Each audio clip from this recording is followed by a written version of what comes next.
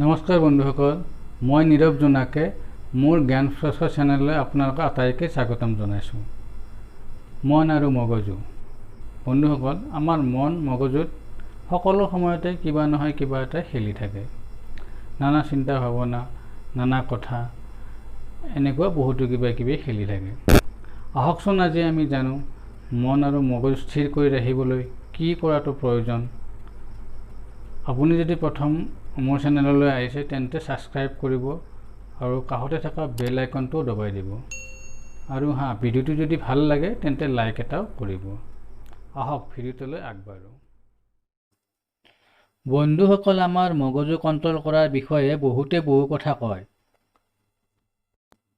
মগজু এটা electronic bulb নহয় যে ই যেতিয়াই ছুইচ অন কৰিব ই ভাবিবলৈ আৰম্ভ কৰিব আৰু ছুইচ অফ কৰিলে ভাবিবলৈ বন্ধ কৰিব।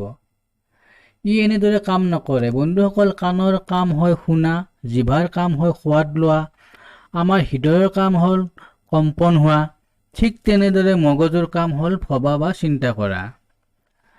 যেনেদৰে আমি জিভাৰ দ্বাৰা সোৱাদ লওঁ বা নোলোৱাকৈ থাকিব নোৱাৰোঁ, ঠিক তেনেদৰে মগজু সকলো চিন্তা কৰিব পাৰে। ই এটা লাইটৰ দৰে জ্বলিয়ে থাকে। ইয়াৰ কোনো ছুইচ নাই যাৰ দ্বাৰা আপুনি অন অফ কৰিব পাৰে। আমি সকলোৱে জানো মানুহৰ মগজু কিমান সক্ষম আৰু কিমান শক্তিশালী। আপোনাৰ মগজু এটা ছুপাৰ কম্পিউটাৰতকৈ বহুগুণে শক্তিশালী আৰু তাতকৈ বেছি শক্তিশালী হ'ল আপোনাৰ মন বা আপুনি নিজেই। কিন্তু আপোনাৰ মগজুৱে সুন্দৰ পৰিণাম, বেটাৰ চলুশ্যন, বেটাৰ ৰিজাল্ট তেতিয়াহে দিব পাৰে যেতিয়া সি স্থিৰ হৈ থাকে। যেতিয়া স্থিৰ হৈ থাকে, ফকাছ হৈ থাকে। বন্ধুসকল, আপোনালোকে মধুৰিআমৰ গছ দেখিছে, বৰগছো দেখিছে। সৰু গছৰ পুলি এটা এদিন ইমান ডাঙৰ বৃক্ষ কেনেকৈ হ'ব পাৰে? কেতিয়াবা ভাবি চাইছেনে আপুনি এই সৰু পুলিটো তেতিয়াহে এডাল ডাঙৰ বৃক্ষলৈ পৰিৱৰ্তন হয় যেতিয়া ই মাটিৰ একে ঠাইতে স্থিৰ হৈ থাকে। বন্ধুসকল, ৰিচাৰ্চে কয় যে প্ৰতিদিনে আমাৰ মনলৈ বহুতো চিন্তা ভাৱনা আহে। ইয়াৰে 95% ভাৱ ৰিপিট হয়, মানে এইবোৰ ভাৱ আগতেও আমাৰ মনলৈ আহি আছিল আৰু এতিয়াও আহি আছে। প্ৰতিদিনে যে আমাৰ মনলৈ ইমান ভাৱ আহে তাৰ 80% নিগেটিভ ভাৱ মনলৈ আহে।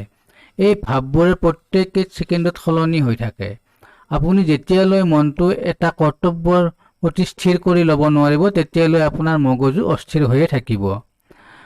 বন্ধুসকল, এবাৰ ভাবকচোন, টমাছ আলভা এডিছনে যেতিয়া বাল্বৰ আৱিষ্কাৰ কৰিছিল, যদি তেতিয়া তেওঁৰ মনটো প্ৰত্যেক ছেকেণ্ডত সলনি হ'লহেঁতেন, তেওঁ জানো আজি বাল্বৰ আৱিষ্কাৰ কৰিব পাৰিলেহেঁতেন? বন্ধুসকল, আপোনালোকে নিশ্চয় পথৰ কাষত ষ্ট্ৰীট চাৰ্কাছ দেখিছে। এজনী সৰু ছোৱালীয়ে এডাল সৰু ৰছীৰ ওপৰত খোজ কাঢ়ে। তেনেকৈ খোজ কেনেকৈ কাঢ়িব পাৰে? যেতিয়া ছোৱালী এজনী ৰছীৰ ওপৰেৰে খোজ কাঢ়িবলৈ শিকে, প্ৰয়াস কৰে, তেতিয়া সম্পূৰ্ণকৈ কামৰ ওপৰত তেওঁ ফ'কাছ কৰে। তেতিয়া তেওঁৰ মন আৰু মগজু একেবাৰে সুস্থিৰ হৈ থাকে। আপুনি এমাহ দুমাহ প্ৰেক্টিছ কৰাৰ পিছত তেওঁ বিনা দ্বিধাই ৰছীৰ ওপৰত খোজ কাঢ়িব পাৰে। বন্ধুসকল, মন মগজু স্থিৰ কৰি ৰাখিবলৈ যিকোনো এটা কাম সম্পূৰ্ণ কৰিবলৈ অভ্যাসৰ প্ৰয়োজন হয়। আপুনি পঢ়ি থকাৰ সময়তো এটা নহয় এটা ভাৱ আপোনাৰ মনলৈ আহে আৰু সেই ভাৱনা চিন্তাৰ পৰা আপুনি ক'ৰবাৰ পৰা ক'ৰবালৈ আপোনাক লৈ যায়।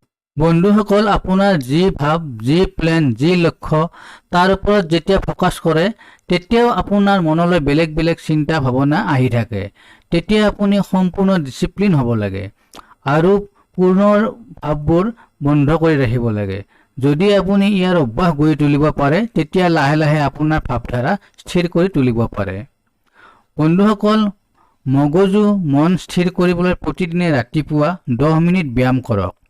যদি আপুনি বহু সময় বহু দিনলৈ মন মগজু স্থিৰ কৰি ৰাখিব পাৰে তেন্তে আপোনাৰ মগজুৱে এটাৰ পিছত এটা সুন্দৰ ৰিজাল্ট দিবলৈ লয়, চমৎকাৰ কৰিবলৈ লয় আৰু আপুনি কোনো বাধা নোহোৱাকৈ জীৱনৰ বাটত সফলতাৰে খোজ কাঢ়িব পাৰে।